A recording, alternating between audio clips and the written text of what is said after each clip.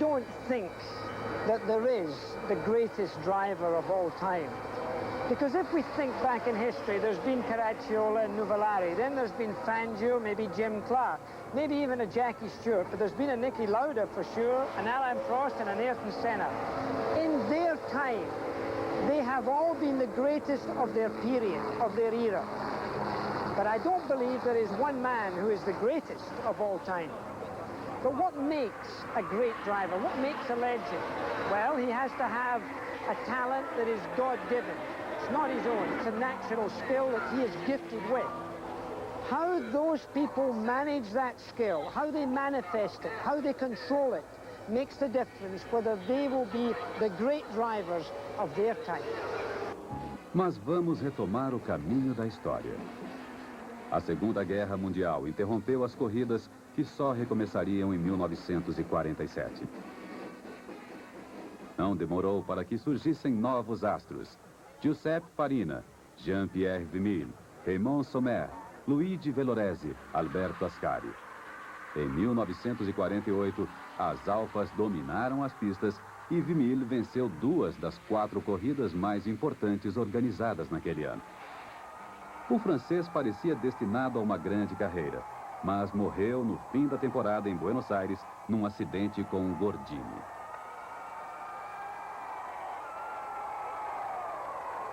O piloto que se tornou o mais ilustre dos anos 50 veio da Argentina. Juan Manuel Fangio talvez possa ser considerado o maior de todos os tempos, com 5 títulos mundiais. Um recorde que ainda não foi superado.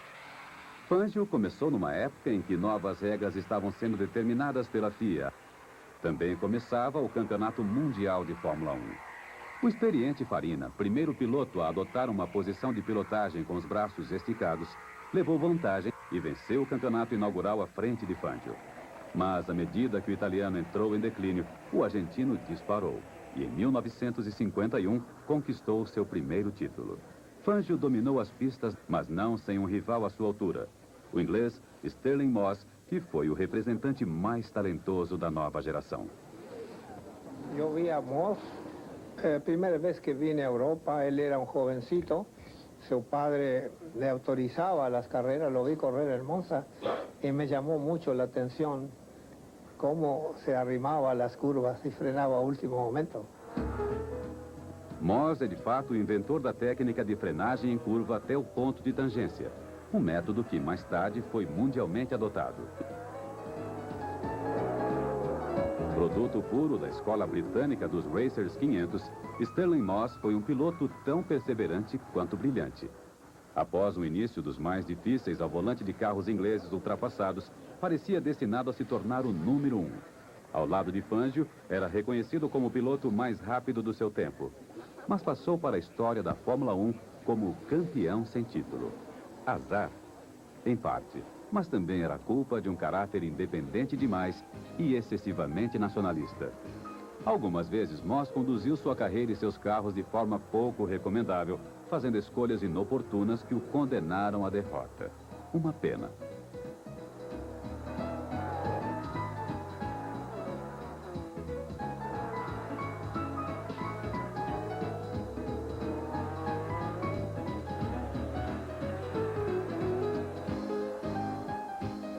I was always felt as a fighter.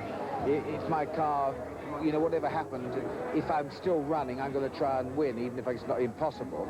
You've always got this fastest lap to go to or something. And I think having that attitude, having the attitude of wanting to be a fighter, I think is a very important thing. There are things that I don't know if Fangio had them or not. He was so good, one doesn't really know whether he was a fighter or whether he wasn't.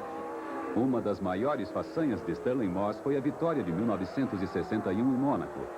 Ao volante de uma Lotus, ele pilotou como um mestre e tirou proveito da agilidade do carro. Moss teve lances realmente brilhantes, mas falhou no campeonato por 3 anos consecutivos atrás de Fangio. Em 1958, perdeu o título por um único ponto em favor de Hawthorne. Quando Fangio se aposentou, todos acreditavam que Moss seria seu sucessor. Mas depois de um grave acidente em Goodwood, na Inglaterra, Moss colocou fim à carreira. when I went to try myself out, my lap times round the circuit were reasonable, but I could see that what had before been normal and natural to me was not. I mean, I go into a corner and suddenly think, my God, I must brake now. I must get over here. I had to work out what I had to do, whereas before it had all been natural. And I felt it was unrealistic to continue. Tanto o oportunismo quanto a classe fizeram a diferença entre Moss e Fangio. Além de ser extremamente talentoso, o argentino soube escolher e estava sempre na escuderia certa no momento certo. Fangio era protegido do ditador Perón, que o mandou à Europa no fim dos anos 40 para tentar a sorte. Ele conquistou o primeiro título em 1951 na Alfa Romeo. No ano seguinte, Fangio sofreu um acidente em Monza que o obrigou a abandonar as pistas durante toda a temporada. Em 1953, foi vice-campeão. Em 1954, foi contratado como líder da equipe Mercedes. A escuderia alemã retornava aos grandes prêmios com carros muito avançados que iriam dominar seus rivais. Fangio superou seus companheiros de equipe e conquistou o segundo título com grande sucesso, deixando para trás Gonçalves e Hawthorne, os pilotos da Ferrari. De estatura mediana, um pouco corpulento e com uma postura reservada, Fangio não tinha aparentemente o biotipo adequado, mas o olhar de águia revelava sua genialidade. Pilotando com precisão milimétrica, esse ex-mecânico sabia como ninguém trazer até a linha de chegada uma máquina cansada. Em 1955, Fangio já havia passado dos 40. Mesmo assim, conseguiu impor as regras ao seu novo companheiro de equipe, Stirling Moss, que era muito mais jovem. I remember going to Monte Carlo, and Fangio did a one, whatever the lap was, and I went out just after that. I took a 10th off, and I will have to do it. Came in, took my gloves off. He did another 10th off mine. Then I went out, took a 10th off his, and so on. So it went on until in the end, Neubauer said, "Look, cut it out." The point is that whatever is possible, like Bannister did a 4-minute mile, he would have done a 3:59.9, and whatever you'd done, he could always do that fraction more. Fangio is without doubt the greatest driver who's ever lived. I think there are other drivers who approach him on speed, but there's never been a driver that's approached him as a complete entity of a man. I'm talking now Formula One, where he was the ultimate.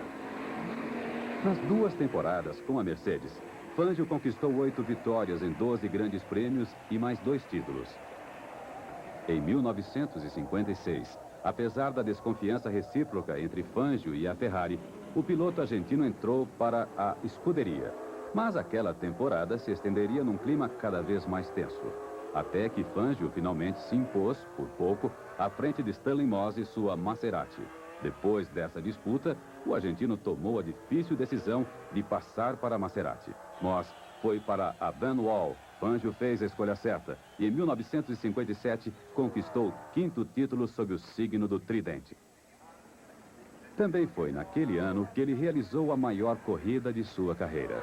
Atrasado por um reabastecimento excessivamente demorado durante o Grande Prêmio da Alemanha, Fangio acabou distanciado de maneira aparentemente irremediável pela dupla da Ferrari, Hawthorne e Collins. Mas o maestro, em estado de graça, conseguiu o impossível. Voando nas curvas de Nürburgring com sua Maserati, ele saiu à caça das Ferraris. E contra qualquer expectativa, poupou-lhes a vitória. Com o fim da euforia e a conquista do 5º título, Fangio se lançou na temporada de 1958.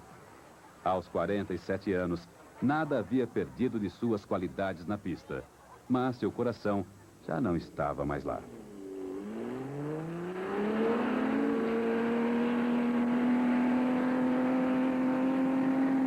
Cuando fui a correr a Rennes, mi coche primero no se mantenía bien, que era una de las particularidades más exponentes del Maserati.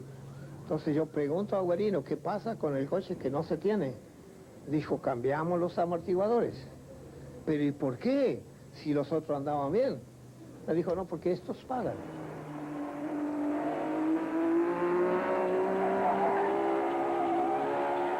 Entonces yo me di cuenta que la cosa ya era distinto. Dije, ellos pagan, pero soy yo el que corro en el auto. Y largamos la carrera y a las 15 vueltas se rompió el pedal del embriague. Me quedé sin el embriague. Así que me paré en el box, le di el pedal, lo tenía ahí en el piso, y ellos me pidieron por favor que siguiera, me empujaron el auto y seguí. Y llegué cuarto. Yo soy un hombre que creo en el destino. Quizás me ayudó mucho la suerte y el destino.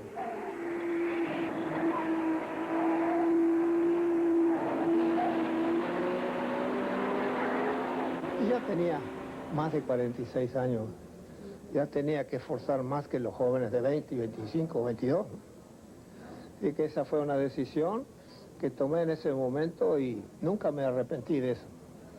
Usted sabe que siempre está quien lo alaba, quien le dice, sos el mejor, a vos sos imbatible, y el peligro es creerse que es el mejor. Claro, así que esto, dije, es el momento oportuno para dejar las carreras. Juan Manuel Fangio se aposentou no auge da glória. Este seu prodigioso currículo fez com que se tornasse a figura emblemática do piloto por excelência.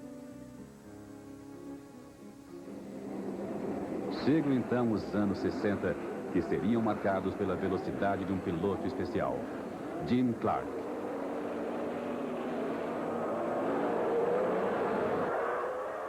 Um piloto de classe com uma carreira meteórica.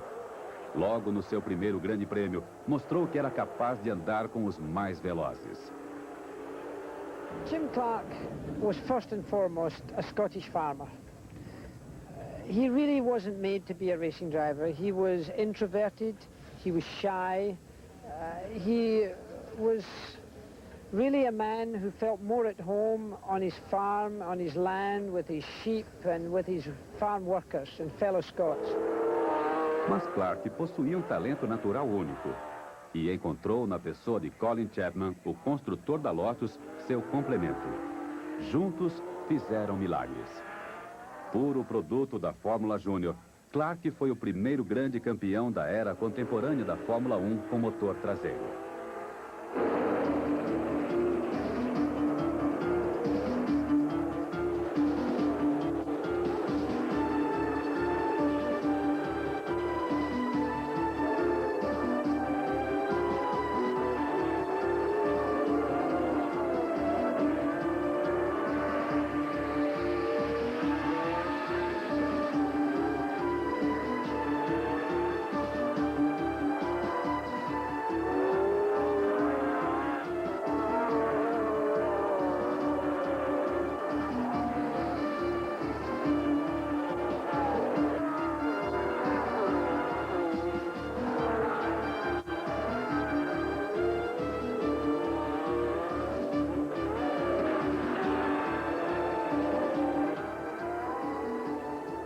Clark foi fiel a Lotus durante toda a sua carreira. Superando os rivais com uma autoconfiança serena, conquistou de maneira implacável os campeonatos de 1963 e 65. Jim Clark was the best racing driver I ever raced against. He was so smooth, so precise, he did it so naturally, he seemed to take so little out of his car. He always seemed to be going slowly, and yet he was going very fast. If there's a driver that I modeled myself on, it would be Jim Clark.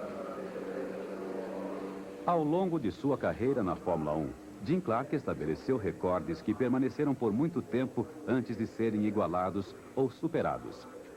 25 vitórias em grandes prêmios, uma a mais que Fangio. 33 pole positions, somente Senna superou esta marca 25 anos mais tarde. E entre todas essas poles, 7 foram conquistadas numa época em que se disputava o campeonato em apenas 10 grandes prêmios. Também é importante lembrar que foi a Jim Clark que a Ford e a Cosworth confiaram o seu famoso motor. E o escocês levou o Ford Cosworth à vitória logo na primeira corrida de Zandvoort em 1967. O estilo voador de Jim Clark revelava-se particularmente eficiente nos circuitos ultra-rápidos, onde a precisão é o que mais conta. Ele se tornou o rei de Spa-Francorchamps na Bélgica. um traçado que na época permitia médias acima de 210 km por hora, usando motores com cilindrada de apenas 1,5 litro.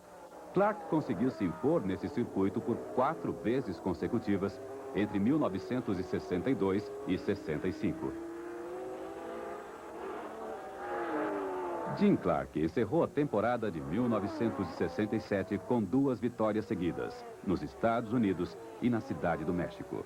Clark, Chapman, Duckworth pareciam destinados a um futuro ainda mais brilhante. Esta associação estabeleceu um longo período de domínio na Fórmula 1 e tinha tudo para ser imbatível. Mesmo assim, o escocês deixava claro que a vontade de se recolher às suas terras era cada vez maior. O título de 1967 escapou para Home, mas um terceiro campeonato parecia estar prometido para a temporada seguinte. Só que esta trajetória foi bruscamente interrompida em abril de 1968, numa corrida de Fórmula 2 sem premiação, no perigoso circuito de Hockenheim, na Alemanha. Por uma razão não esclarecida, mas certamente técnica, a Lotus saiu da pista em alta velocidade, varou a floresta e se chocou contra uma árvore. Jim Clark morreu.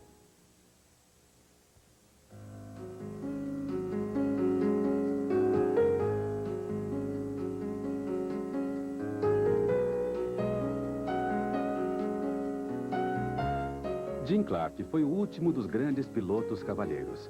Aqueles que correram por amor e pelo prazer de pilotar, nunca para enriquecer. Jack Stewart, também escocês, o conheceu muito bem.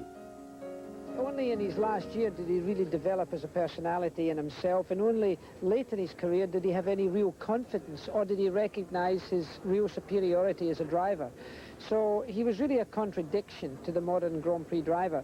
He was entering a period of his life where he would have had to change enormously, and I'm not sure he would have been prepared to do that.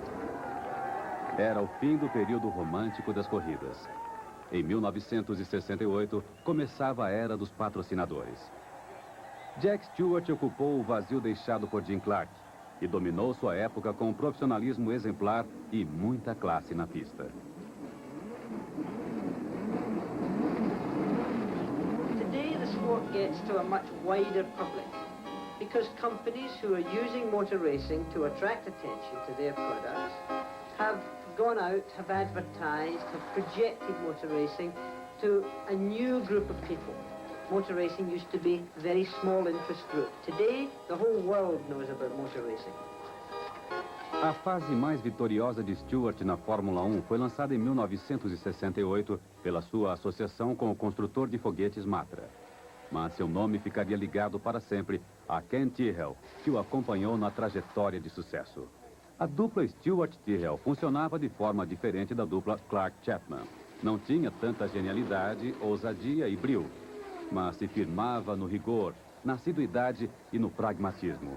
Muito consciente dos riscos que corria, Stewart confiava em seu mentor para garantir a robustez e a confiabilidade dos carros e para auxiliá-lo na escolha das melhores opções táticas e estratégicas.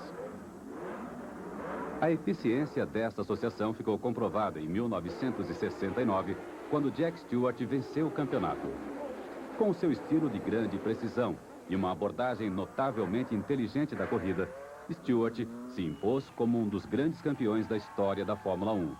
Um piloto extremamente profissional e apaixonado pelos seus carros. Well, I think a racing car is something very special, almost in the breed of an animal. Not only is it like an animal, but it's also like a woman. It's very sensitive, it's very nervous, it's very highly strung. Sometimes it responds very nicely, sometimes it responds very viciously. Sometimes, to get the best out of it, you have to coax it and almost caress it to do the things you want it to do. And even after you've done all these things, and the car is doing exactly as you want it to do, it will immediately and with no warning change its mind and do something very suddenly, very abruptly. Pilotando o medíocre March, Jack Stewart não conseguiu manter o título em 1970. Mas Stewart e Tyrrell aprenderam com a derrota. Daquele ponto em diante, o próprio Ken Tyrrell construiria seus carros. Uma sábia decisão que foi coroada por 2 títulos. Em 1971 e 1973, Stewart atingia seu apogeu. Mas nem todos pensavam assim. Tendo iniciado uma cruzada pela melhoria das instalações dos circuitos, o piloto escocês ganhou vários opositores. Pouco a pouco, a ideia da aposentadoria se insinuava, juntamente com a de formar um aluno. Stewart começou a passar toda a experiência que tinha ao seu companheiro de equipe, François Sever. Os dois criaram uma relação de amizade raramente vista neste esporte mais propenso a exacerbar rivalidades. Where else will you use third gear? That's there because if you go around this double right, you have to put third between this and the S. Com 3 títulos, Jack Stewart estava decidido a parar no fim da temporada de 1973. Mas um drama faria com que abandonasse a pista antes do programado. I suppose I had been involved in many motor racing accidents, had seen many people die and had certainly lost many friends. But Francois' accident really was the last straw. It was the last thing that could happen to me really in motor racing. François Sever morreu durante os treinos do Grande Prêmio dos Estados Unidos. Arrasado, Stewart largou tudo, renunciando à disputa da 100ª e última corrida de sua carreira. Uma atitude que mostrou a todos aqueles que o haviam criticado que, além de ser um grande campeão, ele estava longe de ser apenas um profissional ganancioso ou defensor chorão da segurança, como diziam injustamente seus inimigos. Depois de Jack Stewart veio Niki Lauda. Este austríaco, filho de boa família, distante, sarcástico, é um personagem ainda menos romântico que Stewart. Preocupado exclusivamente com a eficácia, foi apelidado de o computador.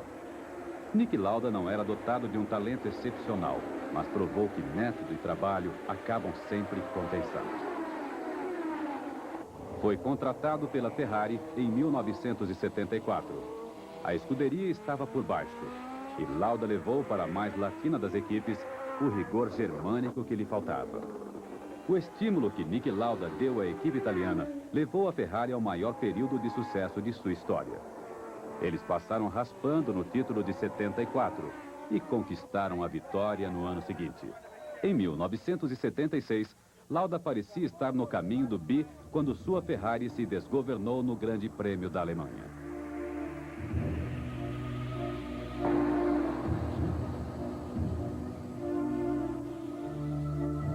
Niki Lauda sofreu graves queimaduras. Mesmo assim, retornou à pista corajosamente 6 semanas depois para correr em Monza, na Itália. Mas o austríaco mal havia se restabelecido e não dispunha de toda a sua capacidade. When you have an accident like mine, I was running on reserve already, I would say the last 4 races, because I was nearly dead and it was not easy that year.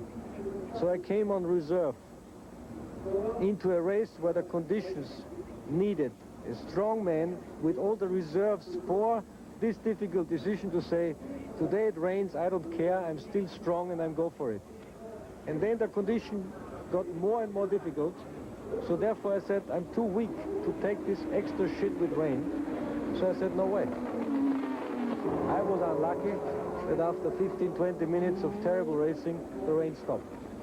So, okay, I lost the championship, but I think the decision at that time was right and I would do it again. Niki Lauda perdeu o título em 1976 no circuito de Mount Fuji, no Japão. Em 1977, o austríaco teria sua revanche, mas também teve que enfrentar uma grande decepção. A Ferrari havia duvidado da sua capacidade de dar a volta por cima e contratou às pressas o piloto Carlos Reutemann. Lauda não o queria como companheiro de equipe, e assim que conquistou o título, rompeu com a escuderia.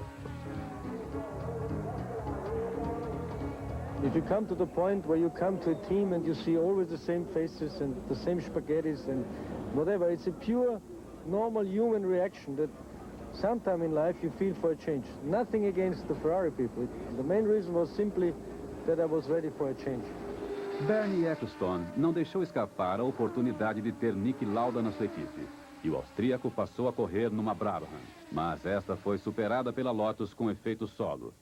Além disso, Lauda era confrontado dentro da sua própria equipe pela talentosa esperança brasileira Nelson Piquet. Sem a motivação indispensável para se manter no topo, Niki Lauda decidiu abandonar a competição de uma hora para outra, bem no meio do primeiro dia de treino do Prêmio do Canadá de 79.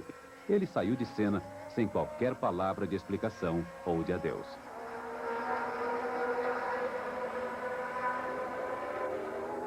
Bon, il y a un truc qu'il faut essayer, enfin que je voudrais essayer si on a le temps, c'est jouer sur les amortisseurs et sur la barre avant. Je vais te demander, tu n'as pas du tout de pompage là? Non, pas du tout. Parce que René, il pompe comme une vache. Pas du tout. Uma nova era começava na Fórmula 1. A do motor turbo, sob o impulso da equipe Renault-Elf, liderada por Alain Prost. Com o perfil de carreira ideal que o levou em 5 anos da escola de pilotagem à Fórmula 1, Prost obteve seu primeiro sucesso no Grande Prêmio da França de 1981, disputado no circuito de Dijon. Foi a primeira de uma série de vitórias que pontuariam um dos melhores currículos do automobilismo.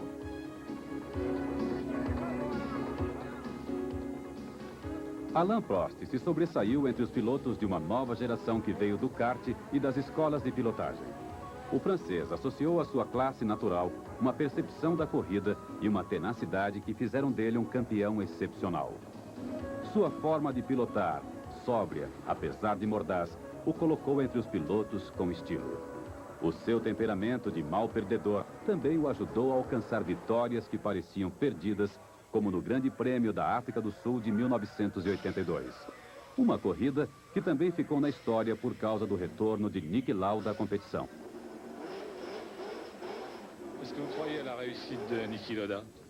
Ça dépend ce qu'on entend par réussite. Si réussite veut dire gagner tous les Grands Prix et être champion du monde, non, pas, mais à ce qui marche bien, à ce qu'il soit compétitif, oui. Il y a une chose qui est sûre, c'est que je lui souhaite de réussir parce que son retour est très courageux. Je l'ai approuvé dès le début, donc je peux que lui souhaiter une grande réussite. Et de toute façon, me battre contre un pilote de sa trempe, ce ne sera qu'un honneur pour moi si je le bats, mais je lui souhaite bonne chance en tout cas. Prost não podia imaginar o acerto de suas palavras. 2 anos mais tarde, ele acabou sendo companheiro de Lauda na equipe McLaren. A disputa entre o antigo e o novo número 1 seria empolgante. Diante de Prost, o veterano austríaco foi obrigado a rever sua pilotagem e não teve jogo fácil. Lauda sabia que não tinha condições de competir com Prost em termos de velocidade pura, mas conseguiu tirar vantagem da situação usando sua frieza e inteligência. Explorando ao máximo sua experiência, assim como alguns erros de juventude do seu companheiro de equipe e rival, o austríaco conseguiu vencer uma emocionante corrida com um bico à frente de Prost. A vitória deu título a Niki Lauda, que terminou a temporada com apenas meio ponto a mais que o francês. Foi no inesquecível Grande Prêmio de Portugal de 1984 que Lauda se tornou tricampeão. I'm most proud, I think, of 84, where after 10 years competitive Formula 1 racing, I still won the race or the championship by half a point over Prost, because it was hard.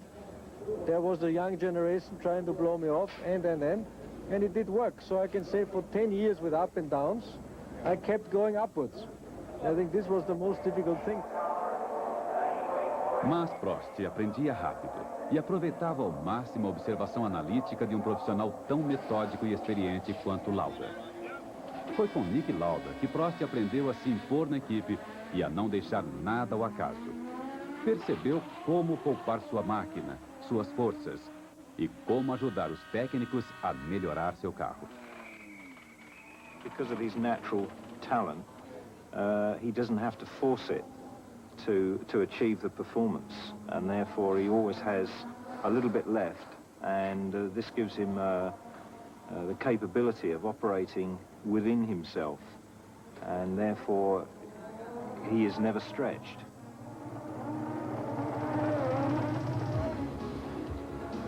Em 1985, Niki Lauda, o computador, deu lugar a Alain Prost, que passou a ser chamado de o professor, por causa da ciência quase infalível adquirida no convívio com seu companheiro mais velho. Ciência que fez de Prost o primeiro campeão do mundo francês na história da Fórmula 1. Ele conquistou o título no Grande Prêmio da Europa, disputado em 6 de outubro de 85, em Brands Hatch, na Inglaterra.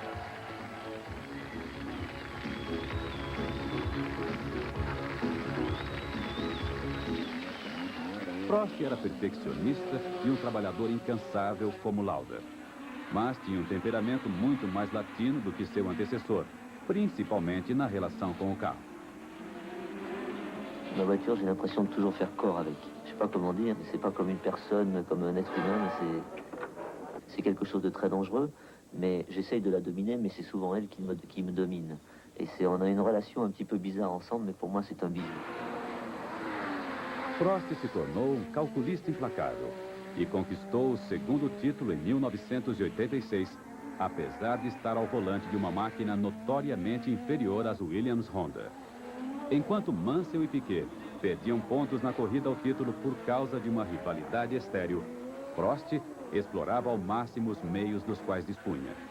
E num final de suspense no Grande Prêmio da Austrália, ele venceu seus dois adversários de forma magistral. Prost foi o campeão incontestável da Fórmula Turbo dos anos 80.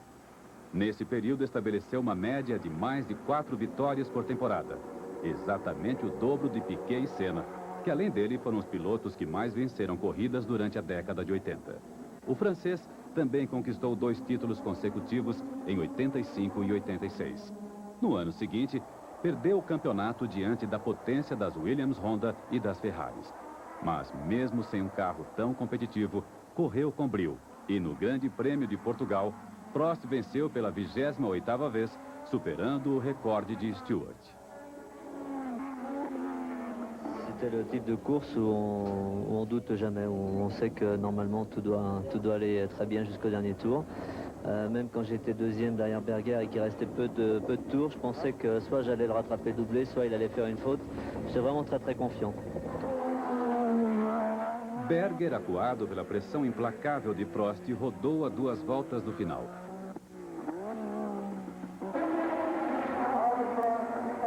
J'étais sur 2 titres de champion du monde, 85-86. 87 était une saison moyenne avec simplement 2 victoires avant celle-ci et beaucoup de problèmes de moteur, donc on était un peu frustrés, toute l'équipe. Et cette course, c'était, je crois, comme un championnat, peut-être même plus. O brasileiro Nelson Piquet conquistou o tricampeonato naquele ano. Em 88, a McLaren tirou da Williams o todo-poderoso Honda. Mas isso não foi suficiente para que o francês recuperasse o título.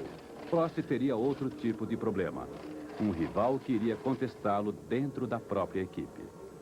Il y a 2 sortes de concurrents. Il y a l'adversaire qui est dans une autre équipe et il y a le coéquipier qui est aussi, lui, un concurrent. Et c'est souvent celui-là le plus redoutable, car c'est la seule, c'est les talons. Ayrton Senna era a estrela nascente, e o convívio dos dois na McLaren seria tempestuoso. Ao contrário de Lauda, que em 85 se sentia em fim de carreira, Prost não aceitava ser menos rápido que o recém-chegado. Seguiu-se um duelo impiedoso que acabaria em clima amargo. Senna agarrou o título de 1988, mas Prost conseguiu sua revanche em 89. Só que a vitória aconteceu em meio a um acidente entre os 2 pilotos no circuito de Suzuka, no Japão. A batida provocou a saída de Prost da McLaren.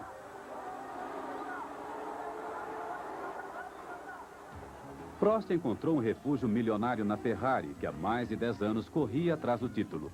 O francês quase conseguiu dar o título à equipe da cidade de Maranello em 1990.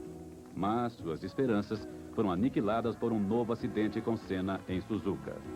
A situação teve um gosto desagradável de acerto de contas, desta vez com vantagens para o brasileiro.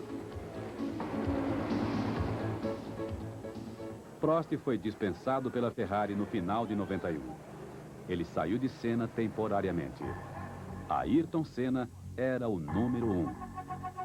Brasileiro, como Fittipaldi e Piquet, Senna revelou sua genialidade ao volante de uma modesta Toleman no Grande Prêmio de Mônaco de 1984. A prova era disputada sob um dilúvio e foi interrompida no momento em que ele quase venceu Prost após uma corrida espetacular.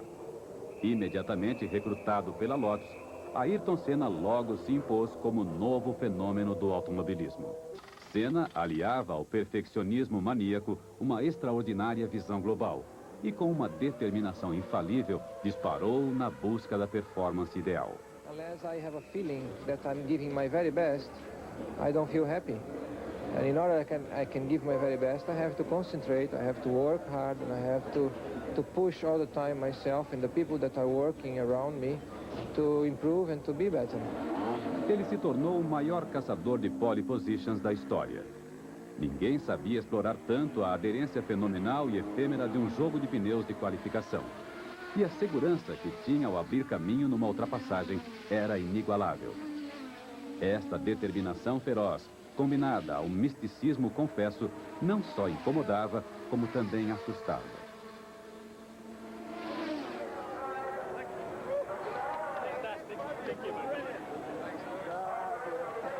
Senna venceu o primeiro grande prêmio já na sua segunda temporada de Fórmula 1.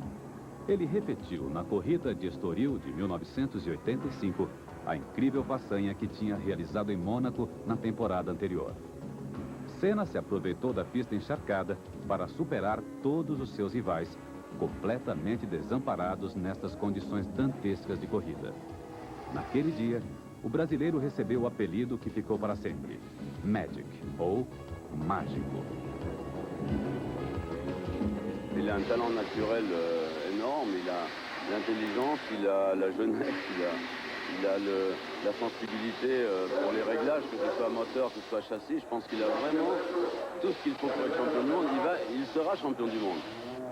Em 88, Senna foi contratado pela McLaren, onde Prost reinava absoluto. Ele o esperava firme em terreno conquistado. Afinal, o brasileiro tinha tudo por aprender até se impor na nova equipe. Mas, além do talento extraordinário, Senna chegava com um trunfo. Os técnicos japoneses ficaram fãs deste piloto, ávido não somente de sucesso, mas também de comunicação. Ayrton Senna não media o tempo de dedicação aos técnicos da Honda.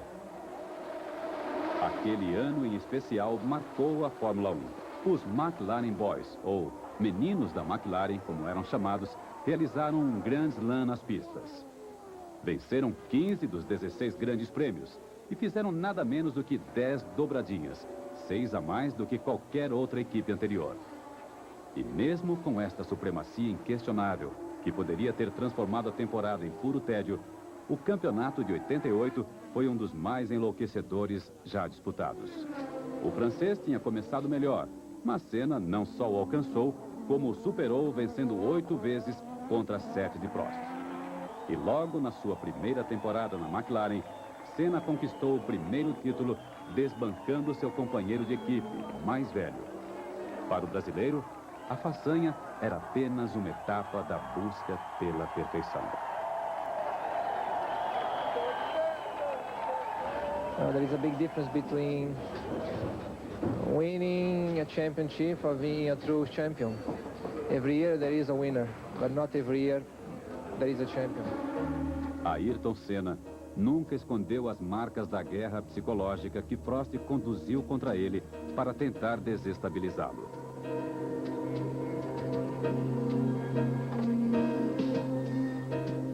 What can disturb the image of a champion is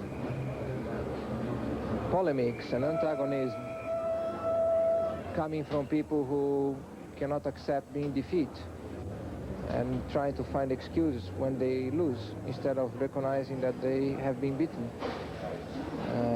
That can make a lot of destruction. Prost, mestre na arte da manipulação da mídia, iniciou uma campanha para convencer a opinião pública de que a McLaren estava favorecendo seu rival. E Senna, como uma criança mimada, caiu na armadilha no Grande Prêmio do Japão de 89. Ao tentar uma manobra arriscada contra Prost, teve a porta fechada.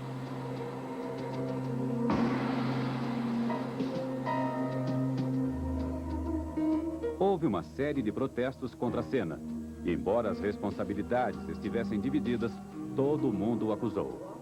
Ele foi desclassificado e perdeu o título. Mortificado e convencido de ter sido vítima de um complô, Senna se lançou numa cruzada em vão contra o poder esportivo.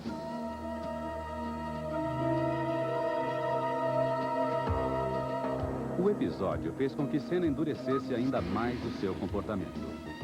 Acusado de pilotagem perigosa em 1990, passou a tratar os críticos com desdém.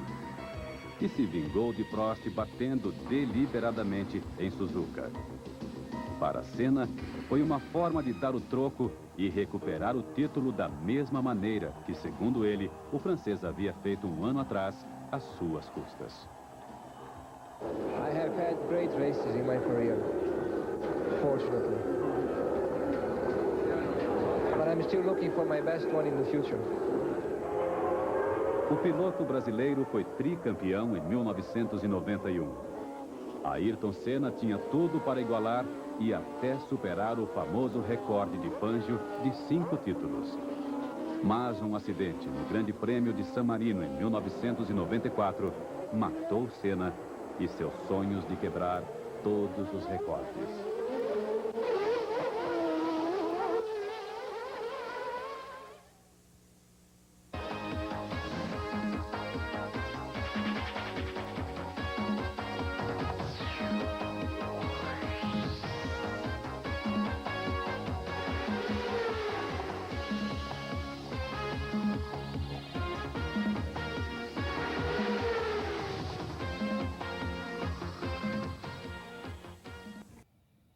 Se vocês gostaram do vídeo, se inscreva aqui na bolinha, compartilhem e deixem uma mensagem aqui nos comentários aqui embaixo e aquele abraço.